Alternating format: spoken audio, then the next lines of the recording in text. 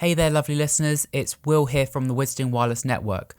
Just a heads up that this episode will briefly be talking about eating disorders, including anorexia and bulimia. So if that's something that you would rather not listen to, please check out one of our other episodes, or you can skip past time index 3140 to 3255. With that out of the way, on with the podcast. Welcome to another episode of the Wizarding Wireless Network podcast with me, AJ. And me, Will. Together, we will be bringing you our no-holds-barred thoughts, opinions, and detailed analysis of all things Wizarding World. So with that in mind, grab a glass of fire whiskey and settle into this week's episode of the WWN.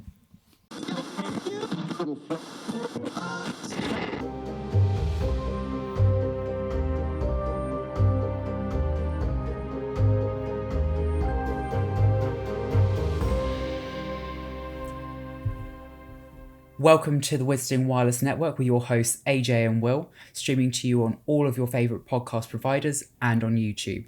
On today's show, we will be talking about the none other than Rubeus Hagrid. Big Daddy Hagrid. Big Daddy Hagrid. I mean, who could be the protagonist, the antagonist, and the love interest all wrapped up in one character? Exactly. Robbie Coltrane. Elite casting. Honestly, casting. The fact that they got it so right with this character and the casting for this character is just amazing. Mm-hmm. Yeah, no, wholeheartedly agree. I think I did remember seeing an interview one time with J.K. Rowling, and she said that she could only imagine Robbie Coltrane playing Hagrid. Like, as she was writing the book, all she could see was, it's got to be Robbie Coltrane, he's got to be Hagrid. And she just wouldn't have been happy if it wasn't anyone else. And I can see why, because he is just a phenomenal actor to play the role. Exactly. I mean, when she was actually writing the books, a lot of the character was based off of a Hell's Angel, and I don't know if you know what Hell's Angels are. Oh, like Sons of Anarchy type thing? Literally. So, yeah. Like, biker guys, big beards, and the fact that that's how she portrayed the character in the books, and then as soon as it came around to the movie adaptation, was just like, yeah, Robbie Coltrane, absolutely. I'm like, I can't think, when I see Robbie Coltrane in interviews, I can't necessarily like see the comparison. I get it when he's like full bearded Hagrid. Yeah. But just Robbie Coltrane himself. Mm-hmm. I just don't like, I can't see the visual without him with the beard. I know, it's just so bizarre. I mean, he's played a whole other like range of characters. Like, he played Rubeus, you know, the Scottish detective, based in Edinburgh. I think I've never actually seen Rubeus, but I've seen him in the posters for it, and it just doesn't look like Hagrid. I just can't picture it. But see, oh God forgive, I was absolutely heartbroken the day that he died. Like, absolutely honestly, heartbroken. I think the fact that it was so close to the HBO's show as well. Yep. I don't know whether he knew prior to recording that, but the fact that it was like, it will still be Hagrid long after I've gone, and I'm like, oh, it just gets you right in the feels. It's absolutely heartbreaking. It is, and I think looking at kind of how well Robbie Coltrane played the character, and just how I can't see Hagrid being anyone other than Robbie Coltrane at this point. To have, obviously, HBO come along and do the TV show, they have got some really big half-giant boots to fill with this role. Yeah, absolutely. Right, so knowing now the character, seeing Robbie Coltrane play him, reading about him in the books, etc., who would you have him be played by? That's really difficult. Gun to your head, who are you picking? Join us next week when Will actually comes up with an answer. I honestly don't know. I think, really, I would have to pick someone like Robbie Coltrane, or I'm just trying to think who else is like a big burly character who's in like acting at the moment, who's around that age. They're either way too old for the character or way too young for the character. So who have you got in mind just now? Who's way too young, way too old? I think I'd be thinking of like bringing someone in who's not necessarily an actor, someone who is more kind of a sports player. So okay, like, yeah, fair. like kind of your Mike Tyndalls and stuff like that. Someone who's a big stocky character, but could probably get away with acting. I could get behind casting Mike Tyndall as that, because did you watch him in I'm a Celebrity? He was literally the definition of a gentle giant. Like, exactly. 6 foot brick shithouse rugby player. Chuck a massive wig and a beard on him. I could get behind that. I think this is where, like, when J.K. Rowling was writing the character and doing the whole Hell's Angel character that she had in mind, apparently it was a character or a person from Hell's Angel who was this big burly guy, big beard, looked like he would murder you, but all he would talk about was his garden and his petunias. Yeah, exactly. So I think this is where I'm thinking, like, maybe a character like Mike, or a person like Mike Tyndall, would be the perfect, like, balance. He's tall, he's big, and, like, still kind of friendly, and actually has quite a gentle voice. So I probably wouldn't go for an actor per se as casting, but just someone in that scope. Yeah, somebody with that build. Yeah. What about you? Anyone in mind? No, I mean, I completely agree with what you were saying. I think it would be a bit odd if you did have an actor who wasn't that size and shape, because I think the effect would be a bit lost. I mean, yeah, like, I wouldn't say if you had someone like uber muscly, for example, like Henry Cavill, Superman, it just wouldn't fit right. You would need someone who has got that sportsman-like build, like proper rugby, but also tall. Yeah, because that's the thing. With Hagrid's character, you don't want someone who is big in terms of muscle. You want someone who is stocky. Yes, someone who could look like they are from giant stock. I think this is where, I think the reason why I probably picked someone like Mike Tyndall was because the way they actually then did the animatronic version of Hagrid within the films. Yes. So obviously, Robbie Coltrane, bless his soul, was not the tallest person in the world. No. But obviously, he's playing a half giant. So obviously, the team could obviously do maybe like stilts or a suit that would kind of increase his size. Yeah. But obviously, they would only be able to get so far without him being a kind of risk when walking. So what they ended up doing was they ended up hiring an ex-rugby player. Okay. Who would then be suited up. So this guy, I think his name was Martin Bayfields. And essentially he was already 6'10". Ooh. So he's already massive. He was an ex-rugby player who was then suited up, and the suit then increased his size, not by much, but by a considerable amount in terms of height-wise. Yes. But not to the point that it looked ridiculous and him looking like he was on stilts in terms of walking. So they managed to get his height from 6'10" to 7'7". He a big boy. So all of those long shots that you see in the distance where obviously you can't tell it's Hagrid, but Hagrid's in shot, it's the ex-rugby player in this mechanical suit. My God. He is an absolute falls risk. That man. Absolute falls risk. No trip hazards in front of him. No trip hazards, please.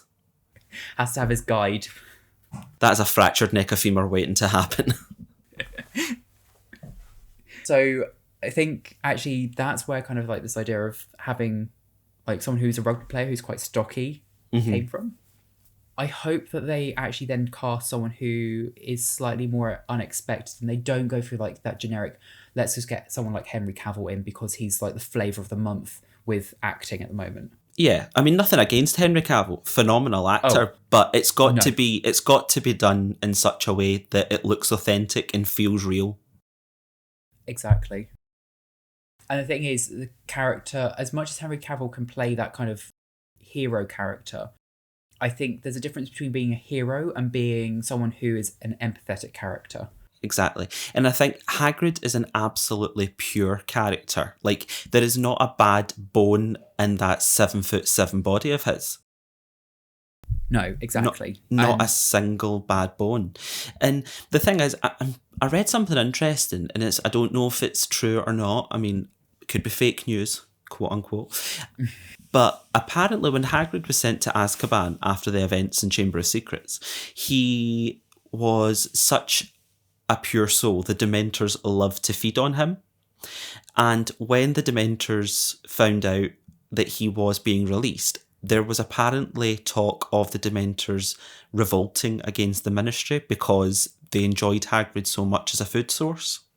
Now that from a Dementor perspective, that's a red flag. It's major red flag. That is almost, he's their toy thing. Yeah, I think the Dementors are just predators, full stop. I mean, there's not a single redeeming quality about them. No, like, they only live to hunt. They only live to hunt. However, with that hood off, that bone structure, hello, cheekbones. Yes, please. Who's your surgeon? I want to know. Yeah, I always found it to be a very bizarre thing that the Ministry did have Dementors full stop as being the guards of Azkaban. I completely understand the fact that they're there to, guard the wizard prison, but it's a bit much. It's a bit much. Yeah. I don't understand it with the Dementors in the fact that, like, they do nothing else. They're owned by the Ministry, and they were just seemingly roaming about, and, like, there's no, like, I don't understand how they don't have control over these creatures. Mm-hmm. But these are now essentially your security guards. Like, how does that work? You're keeping animals as security guards. Mm-hmm. Exactly. It just does not make any sense. No. Does not make any sense. Anyway, that's a whole other conversation for another time, believe me, because I have some thoughts, opinions, and feelings about that. But coming back to the main man of the moment, Rubeus Hagrid, I am going to say it right here and right now. I want justice for that man. Because coming back to the whole Aragog situation being, quote-unquote, potentially the monster in the Chamber of Secrets, even after the events of 1992, when Hagrid was sent to Azkaban and he was knowingly vindicated, I feel like he should have had the option to go back to school and finish his magical education. Oh, 100%. Because, I mean, even though he was expelled, I mean, it might have been 50 years previously, but Hogwarts really should have mature students. And Hagrid would have been fabulous.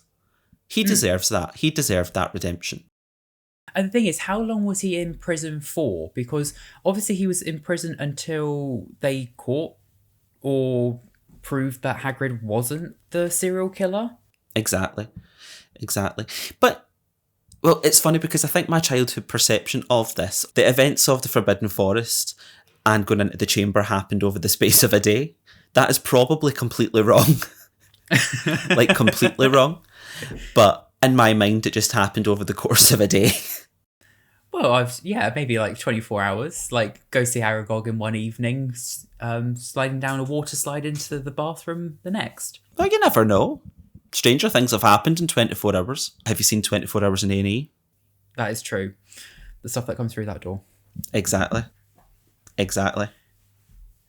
But I mean, like, I don't understand this whole thing of Hagrid being imprisoned for Aragog and then just not being allowed back into school. Like, he's been cleared. I don't understand this whole thing of, like, what? Because you've missed 6 months, a year of school, like, we're not going to let you back in and catch up? No, I mean, what? I mean, surely there must have been, like, a conversion course. Or, like, you know, the quicks. I mean, if Squibs can get a quick spelling course, Hagrid, who is a fully fledged wizard, half giant, I will have you know, thank you very much, he should be able to get in and do his business. He should be able to get to year 7 magic with that 50-foot umbrella wand that he's got. Well, no one knows about that, so we'll have to keep that one quiet. Oh, that's the worst kept secret ever. I'm sorry. He's getting that out for everyone under the sun. He's just flashing his umbrella at everyone. Literally, he's like, a bit of sun, honey, pink umbrella, yes please. It's raining. So, I mean, it's just like the fact that he had his wand stripped of him as well, and the fact that he's then gone into prison, but then kept half of his wand and put it in his umbrella. One, ingenious. Absolutely. Number two, where's the other half? Where is the other half of that wand? I want to see Rubeus Hagrid in the search for the second half of the wand. Or did he kind of like shave it down and like one half is the tip of the umbrella, the handle or the hilt is then the other part of the umbrella? I don't know. But even if he did that, that is some ingenious magic that even Mr. Ollivander has to be respectful of. Because I'm pretty sure he knew.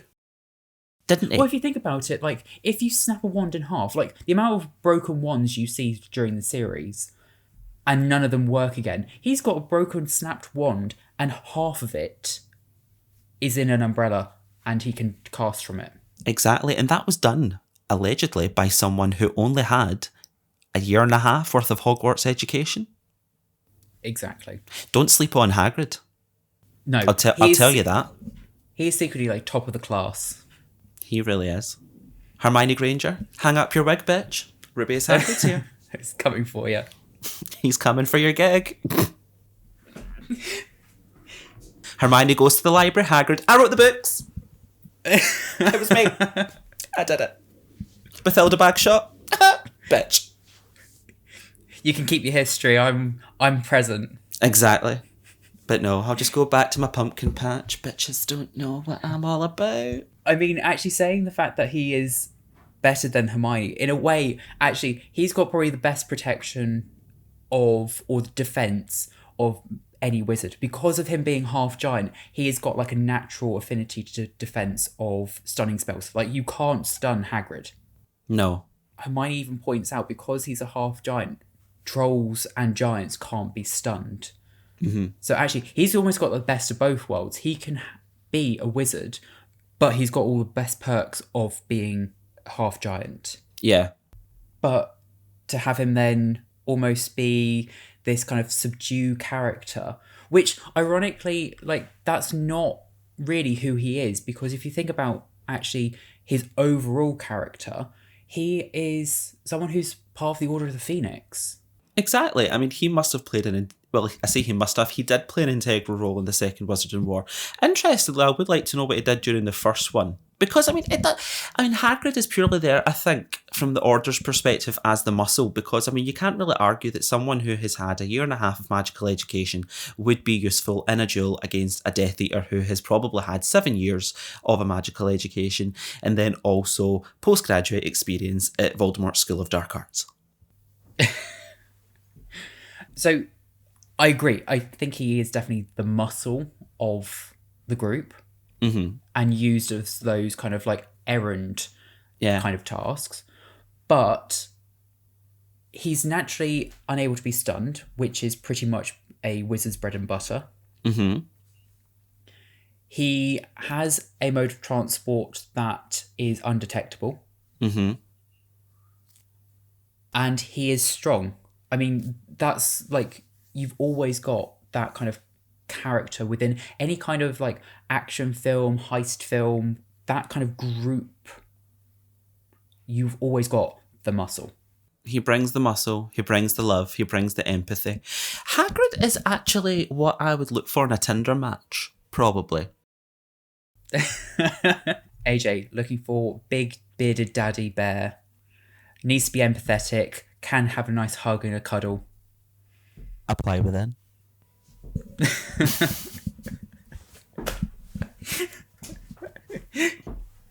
Your mum's not ready to listen to this podcast. She is not. For full disclosure, I have a lovely fiance. Sorry about it. Off the market, ladies.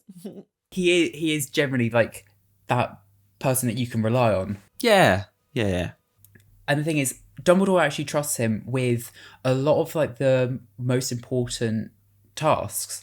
So he goes to the vault to retrieve the Philosopher's Stone. Exactly. Right. Can you imagine a 7'7", 7'10", half giant going to the bank to pick up a tiny little stone, to him which is probably the size of a Murray Mint?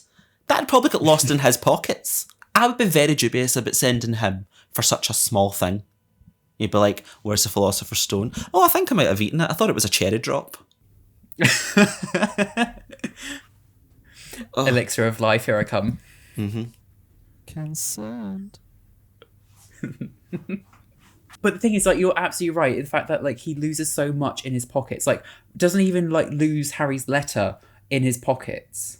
So I'm 100% like with you in terms of, like, I wouldn't trust him to carry something to him that would be the size of a suite. Exactly. And that vault key.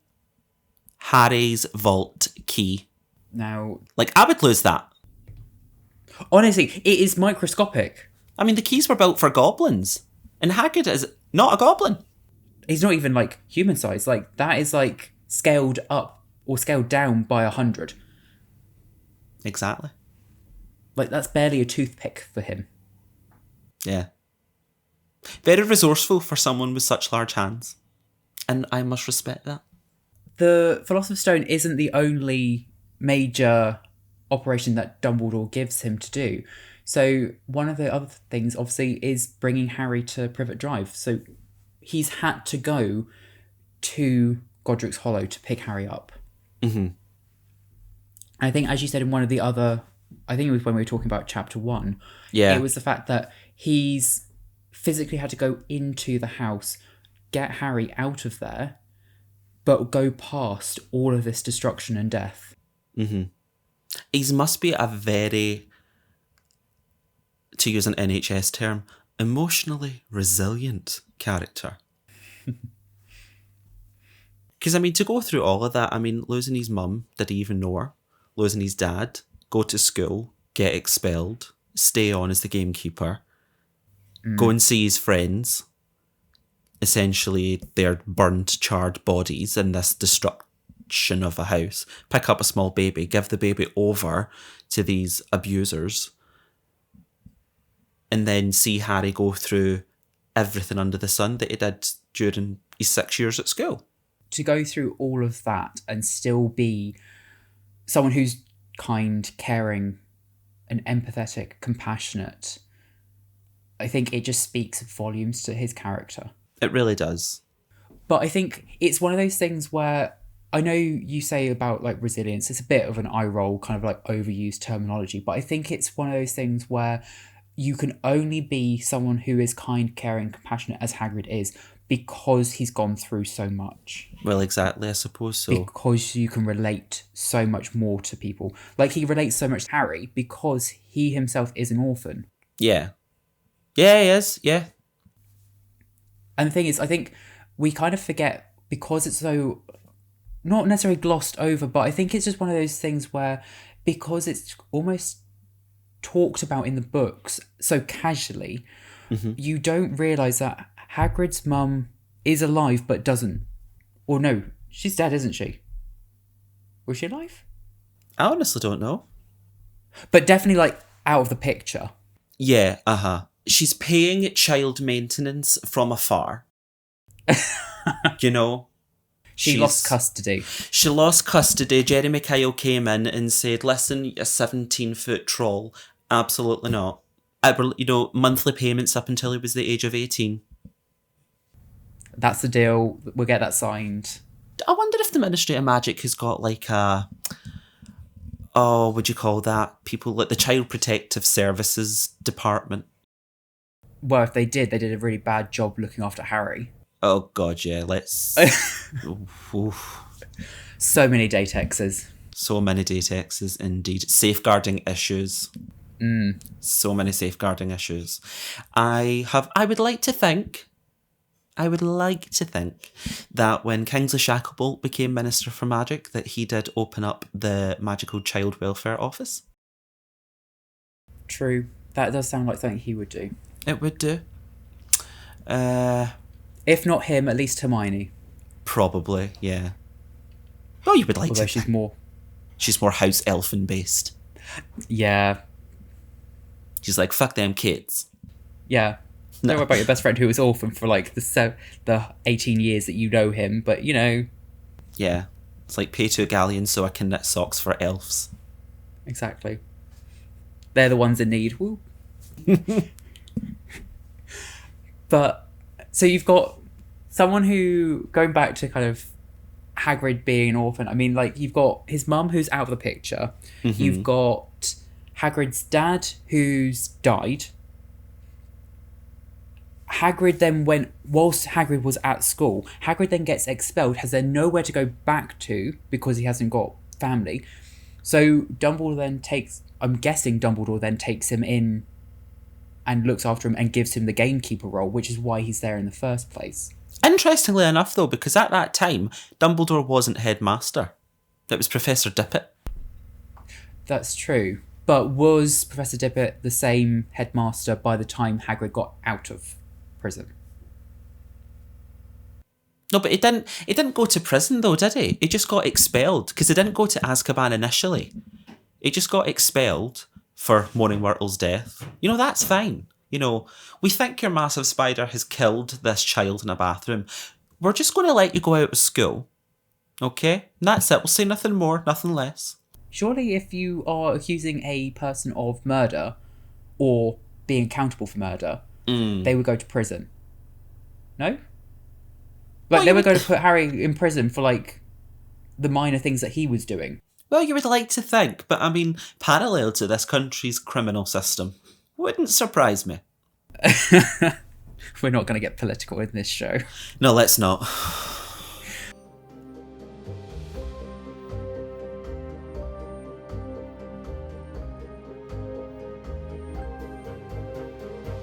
One of the main things that was up for options, let's say, about the Deathly Hallows is Hagrid's character was actually one of the planned characters to die. Did you know that? I did not. So he was out of the kind of handful of characters that J.K. Rowling initially had planned to kill off. Yeah. Hagrid being one of them. Mm-hmm. The only saving grace, do you know why he wasn't killed off? No, tell me. She wanted that scene where Hagrid carried Harry back to Hogwarts. Right, okay. Good choice. Good choice. That was the only reason why he wasn't killed off, because she wanted that parallel between Hagrid having taken Harry as a child to Privet Drive. Yeah. And then his lifeless body and carrying him back to Hogwarts. So he's introduced him to the Wizarding World and now he's carrying his body back to that world. Yeah, that I liked that. That's a nice parallel. It's definitely one of those really nice symbolic scenes, and I'm glad that is what kept him alive. I'm glad that is in there. Yeah. Right, here's a question then. So, is there a character that you wouldn't minded have dying? If you had to replace someone who did die, who would you make alive and who would you unalive? So I would probably make...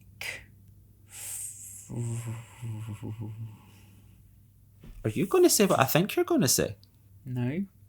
I was going to make Fred unalive. Okay, yeah. And I would probably get rid of... I really want to say Cho. Not the worst, not the...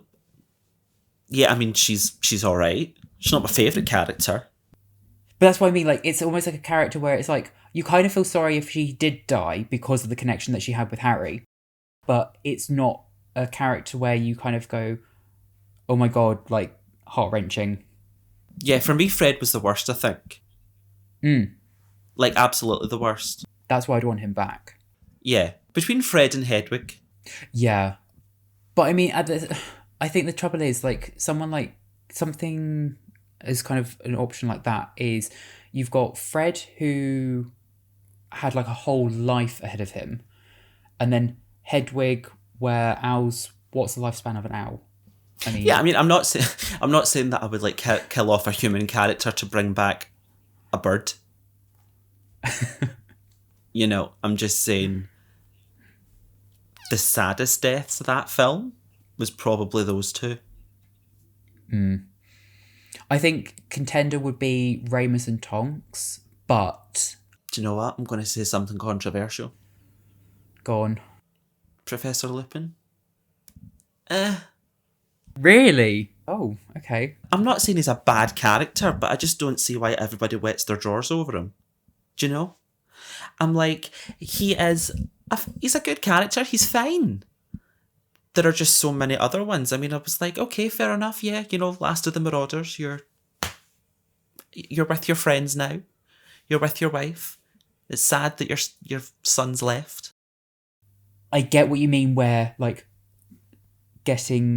not bringing them back was probably an option for me as well, because I think the way they handled it in the films with them both dying, you don't really know about his son.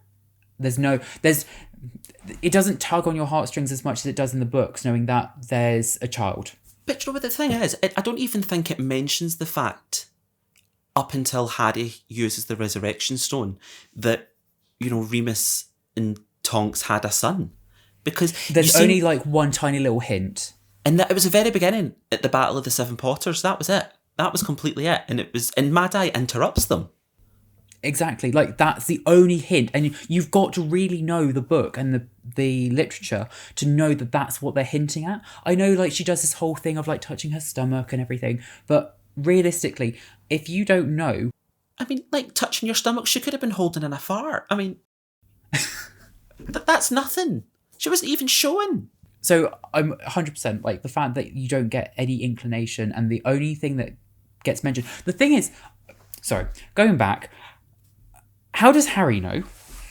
I don't know. I mean, I imagine it must have been spoken about, It's not in a deleted scene. It's never mentioned in the script. So I'm really unsure when this conversation took place. I mean, we don't see everything that happens in the books. We don't see everything that happens in the films. How many times have you seen Harry Potter go for a piss? Never. Well, how many times have you seen Harry eat? Don't know. Have we seen him eat? He eats one little nibble of chocolate and a few sweets on the Hogwarts Express. And that's it. And then for the rest of it, he's twirling bacon. I suppose it's spilling pumpkin juice down himself, goblet of fire. I tell a lie. I do remember when I do. Aberforth Dumbledore did not give them some form of bread. No, because he's not eating it. He's talking to Aberforth, and Hermione and Ron are both scoffing it down like they've had no food for an entire year. Harry is too busy talking about a portrait in a mirror. Right. Do you know what? Madame Pomfrey, she needs to do some form of postgraduate in school nursing. She needs to recognise the signs and symptoms of bulimia, anorexia nervosa. That poor boy, he is eating in the Great Hall and he is running to Moan and Myrtle with 2 fingers down his throat. 2 fingers. Fist. He is vomiting. Bless him. Exactly. Anyway, coming back, let's just circle back to the main man of the moment here. Let's just touch upon that, put a pin in it, and we'll circle back here to Hagrid. Let's talk about Hagrid's love life. Lothario that he is. Okay. So, obviously there's the one main true love that he finds. Yep, Norbit. Of course. Mm-hmm. Fluffy. Yeah. God, he did like an awful lot of beasts. And I'm not talking about Madame Maxime here. I would find... I am not saying she is a beast. Beast! Oh, I loved her as a character, I must admit. She's phenomenal. And I really do wish that the two of them had got together. Did they dance together at Fleur and Bill's wedding? They were meant to. There was definitely a mention of it in the books that they were there together. Oh, that's cute. I would like to have think, they had been pen pals. Oh, 100%. I would, fanfic. Yeah, I'm sure there's some literature out there in some deep corner of the dark web, but which I have got no mental capacity to go into looking at. But there's definitely some headcanon there that they stayed in contact the entire time. Yeah. I mean, cute together. I ship it. Wholeheartedly do. Because was Madame Maxine a half-giant herself? I mean, she would never tell you that to your face, but I'm pretty sure she was. I mean, those bones. Yeah, no, I mean, there clearly is some giant blood in her. But I don't know why she's so against people knowing about it. Because, I mean, be proud of what you are. Yeah, I think it kind of gives the wrong message to a lot of the students of that whole thing of, like, don't worry about kind of what you are as long as it's acceptable within the eyes of everyone else. Mm-hmm. Especially for you to be the head teacher. Like, you need to be like more like Dumbledore, where it's like, no, just kind of be who you are. Exactly. Like, I think what they ended up having in Goblet of Fire was lovely. Yeah, it was very nice. I think, though, reading through the books as well, especially in Goblet of Fire, it's just, you really did want it to succeed. You really did want them to get together. And I'm pretty sure at some point they would have done. Probably. I mean, for sure. Do you think Hagrid's a virgin? I think he might be asexual. Maybe it just doesn't work. All I'm thinking about is the damage it could do. Well, I'm going to say probably Madame Maxime. The chances of that are slightly slim. That's true. I mean, she is taller than him. Oh, she is, yeah. We respect a tall queen. Do you think it would have worked? I think the fact that, obviously, if she's a headmistress of a school and Hagrid is the gamekeeper of another school, however, doesn't have magic. And with her kind of having this facade of, I'm not even a half giant and I can't be seen to be anything other than a witch, do you think that would have worked? I mean, I still do think it would have worked. Certainly. I would like to think, I don't know if it's just so much of a hope and a pray, but it could be that, Madame Maxime could have came to Hogwarts and taught something. And, vis-a-vis, Hagrid could have went over to Beauxbatons and taught something. He could have taught care of magical creatures. He might need to have Duolingo'd his French, but I'm sure it would have worked. Just has a translator sat next to him. Pretty much. So, with Hagrid then being the care of magical creatures teacher as well, what do you think that was the right move for him? I do think so, yeah, because you could tell that he had so much passion and knowledge about these creatures. His boundaries, though, maybe were a little bit pushed in the sense of, showing the third years a hippogriffin, Draco Malfoy, then getting that injury, the blast-ended Scroots. It does come with a certain amount of risk. Yeah, like, did his teaching plans include a risk assessment? Highly doubtful. But thinking about Hogwarts in terms of risk assessments, do you think there's anything for that school whatsoever? Probably not. Risk assessments? They don't know her. She is a mystery. No. An enigma. Anyway. So, one of the things that really interested me about Hagrid's character was, even though he's the care of magical creatures teacher, he is actually allergic to cats. I did not know that. Yeah, so it's a real subtle hint. So in the chapter where Hagrid buys Harry Hedwig, he makes a point that he purposely bought an owl instead of a cat for Harry because cats make him sneeze. Well, there you go. So actually he's got a real allergy to cats. And I thought that was quite interesting. It's quite cute. Also an affliction that I also share with Hagrid. Oh. Yeah, not for me. No, I won't be inviting you around. I think Tate will give you the sneezes then. Sneezes, I'm sorry, I will be on IV adrenaline hooked up to EpiPens in every thigh. Not a chance. Not a chance. But anyway, I think to sum up this episode and sum up our good old pal Ruby, what's your thoughts? Like, is he one of your favourites? Is he an okay character? I think it would be a bit unfair to say, do you not like him? Because I have yet to meet someone who doesn't like him. And if they don't like Hagrid, red flag, serial killer, Jeffrey Dahmer, John Wayne Gacy. Well, I was going to say it, but I mean, now I can't. No, I think Hagrid for me is a middle of the ground character. Like, I neither dislike him, but he's definitely not up there for me. Yeah, I mean, he's in the top 75%. Yeah, definitely over kind of like, he's definitely on the top 75. He's above average. Yeah. Yeah. What about you? Oh, yeah, no, I love him. I mean, you can't not love him. He's Yeah, I mean, he's just Hagrid. Do you know what I mean? I mean, let's say no more. He is just Hagrid. Yeah, like Hagrid's Barbie, Madame Maxime is just Ken. Do you know what I mean? You know what I mean? That's true. That's true. So, kind of, where do you see this kind of character going in terms of the HBO then? Do you want to see more of this character in terms of the stuff that we didn't see in the books in the HBO show?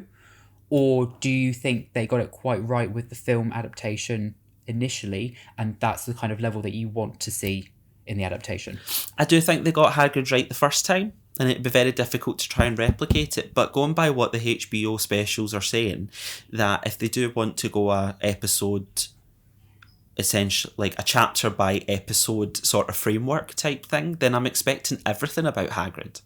But it will be very difficult for me not to see anyone else play him, bar Robbie Coltrane. Yeah, I think that's going to be the biggest hurdle initially.